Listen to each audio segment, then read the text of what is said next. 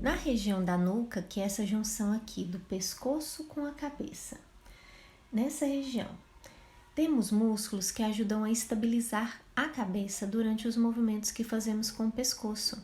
E entre esses músculos passam alguns tecidos nobres, como artérias e nervos, que partem da região do crânio. Portanto, uma disfunção nessa região pode contribuir para desenvolver dores de cabeça. E o paciente ele pode ter dificuldade de movimentar o pescoço.